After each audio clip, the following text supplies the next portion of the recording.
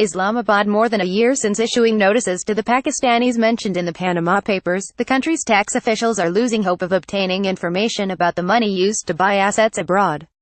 In September 2016, the Intelligence Directorate of the Federal Board of Revenue (FBR) issued 344 notices to owners of the offshore companies mentioned in the Panama Papers, but the tax officials received a very poor response.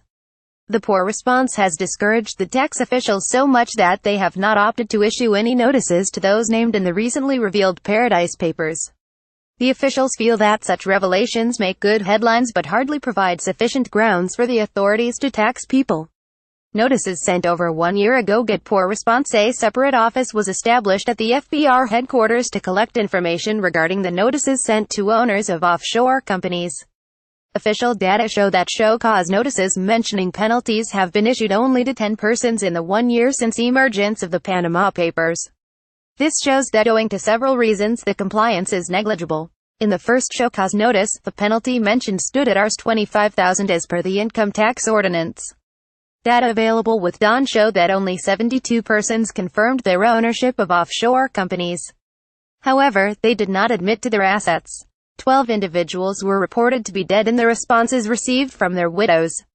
As many as 55 persons denied that they had links with the offshore companies. 84 notices could not be delivered on the addresses mentioned in the Panama Papers. However, the tax department is in correspondence with 57 individuals. 54 individuals replied that they did not fall under the jurisdiction of the Pakistani tax authorities because they were non-resident Pakistanis. An official said the Panama Papers experience had shown that leaks only helped in identifying the names of certain people. The challenge before the FBR was to obtain details of the assets accumulated by such people, which were not shared in documents like the Panama Papers. During investigations it was found that an offshore company was established in the name of a man. He was shocked to know that he owned an offshore company, the official said. "We can't get anything out of these notices," the official said, adding that the only option before the department was to get information from the Organization for Economic Cooperation and Development's multilateral mechanism regarding the exchange of information on assets.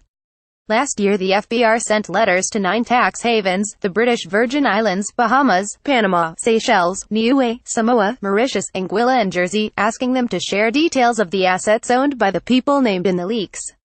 But it did not get any positive response. A senior official said nothing would come out of such leaks until Pakistan entered into treaties about avoidance of double taxation. Published in DAWN, in November 19, 2017.